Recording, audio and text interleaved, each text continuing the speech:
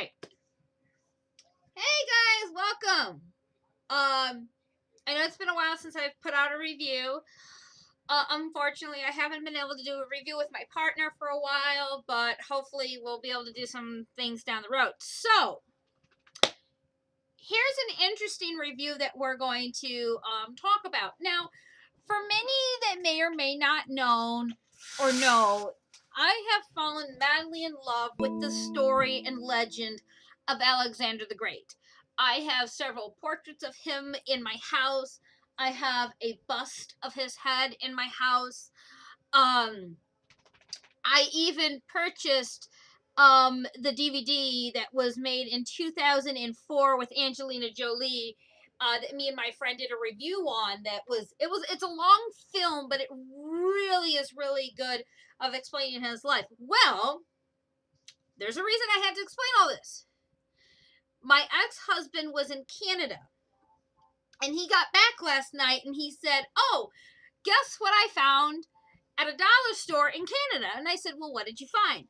He found well, I guess it would be 3D. It really doesn't look that good for 3D, but he found a 3D film, and it's called Alexander the Great: The Story of a Legend. Now, we have seen these films so many times, and they're usually pretty bad, and this one's no exception.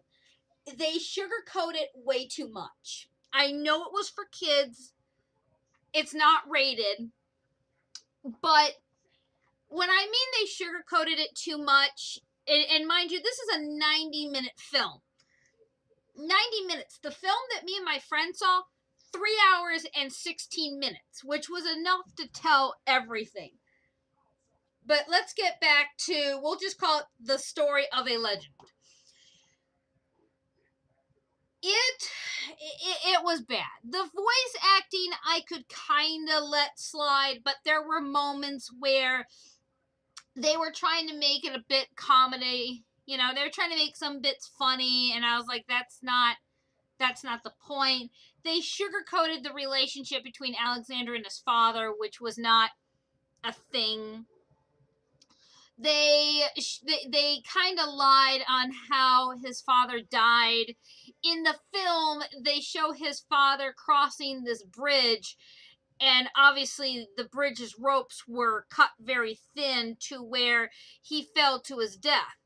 And the reason Alexander didn't was because obviously his horse knew something was wrong and he wouldn't let him cross. Well, in history, that's not what happened. In history, Philip II was actually killed by one of his own bodyguards. And that's what I did not like about this film. This film, they tried to put all of Alexander's great wars in one big story. You know, they showed him not killing the king of Persia, which was true in history. The king of Persia was actually murdered by his own men, and Alexander took his land, basically. And there were other things in the film they did not show, or they did not explain. And the graphics in this animated film, it's terrible. At times they were okay, but at other times they were very hard to look at. If anybody thinks that they can find this on YouTube, go for it. You're not missing much. And the one thing that I noticed, and I noticed this on the DVD as well, they got Alexander's armor wrong. On his armor, he always had the Macedonian star on his weapon, either on his armor or somewhere on him.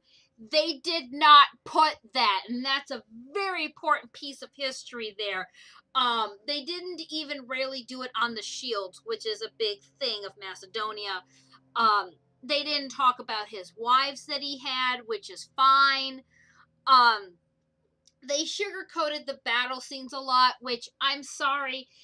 If this is for kids, this is not the story they need to hear. Yeah, he was a great man. Don't get me wrong. I love him. I love the story. I love to hear the legends of how he became a general at 18 years old, a king at 20. I mean, that is a lot to go through at such a young age. But when it comes to making kid DVDs, if you're going to make a DVD about a hero, especially someone like Alexander, don't sugarcoat it. Because when these kids grow up and they hear the real story, where they're from, actual history or wherever, they're going to look back on this and say, man, I can't believe everything that I saw in this film was wrong.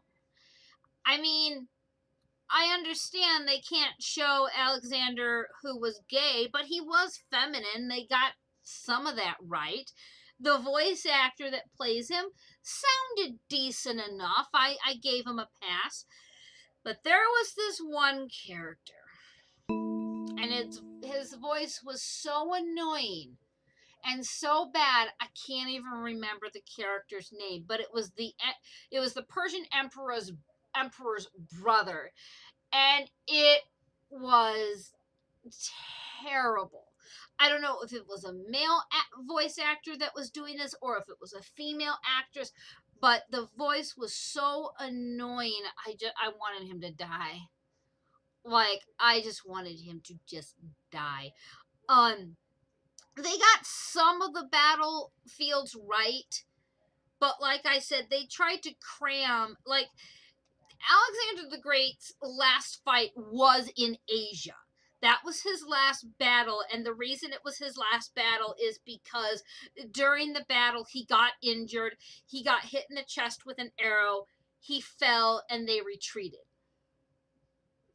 But they were also fighting with elephants. Now, in the film, yes, they showed that too, but like I said, they were trying to combine almost all of his battles in one single battle. So instead of them being three separate areas, it was like one. I'm like, okay, that's not how that went. They showed how when Philip died, Alexander did not want to take the throne. His friend was talking him into it. That is not correct. When Philip II did die, and this is both in history and another film that I saw, Alexander wanted to take the throne immediately. He was not afraid to take that throne and to show people, I can do this. I'm better than him. There were certain parts of the film that I was actually insulted on, and one of them was showing that Alexander, as a young man in this film, had a pet hedgehog. I'm sorry, I don't know much about Macedonia. I don't know what it was like back then, but I can guarantee you, I'm pretty sure they did not have hedgehogs in that part of the world. I'm sorry. Whenever I watch a film that's supposed to be based on something true, I do look for a lot of facts. And it's a funny film. If you want to sit down, get drunk, and watch something stupid for only 90 minutes, it's fine. I'm not saying that you should take this to heart, but it is hard to watch at times. There were some animation error glitches. Some scenes move too fast, some scenes move too slow. And all around, it was kind of. I was actually dozing off on some of it, which is unusual for me. I usually don't fall asleep when I'm watching a film. But clearly, I would watch this maybe once in a while, but this is not something I would watch religiously. I would even call this the Alexander Challenge. I challenge anyone to find this film, watch it entirely, and tell me what you think. But I don't want to start a new trend. I'm actually thinking about having my friend Avenge 900 watch this and give his opinion, because I know you guys are probably like, well, we want to see him again. You guys will. We will do a review again. I promise. I promise. We'll probably use the same footage as we did last time when we do a review. We've got special ones for Halloween if we do that again. But all in all, it was not a good film. This is not I wouldn't even let a child watch this. If a child wants to learn about Alexander the Great, wait for them to get older and show them the real history of this man. You know, this was the first feminine man. This was the first gay man. This was a man that accomplished so much in such a small time of his life. Died at 32 years old. He left 3 kids behind, if they even grew up. You know, because back then, a whole bloodline could get wiped out. It doesn't take much. You kill the husband. Well, you kill Alexander. You kill his kids, and his bloodline is now wiped off the face of the earth. But I just think that this film could have been better. I don't know who the production studio was. I don't know as far as art director and things like that. But this is not Pixar. This is different. And the reason my ex-husband got it was kind of for a joke, because he knows I'm like in love with Alexander the Great, and that was the joke that he found this, and I watched it. It's different. Um, it really is different. And it claims, now here's something interesting that I'm going to point out.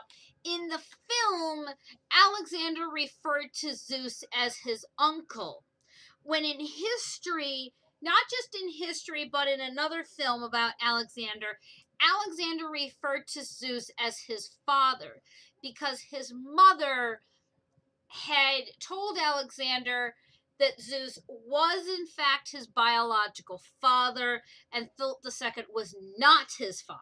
So, yeah, I can just see that on Maury. So I found that to be very interesting as well.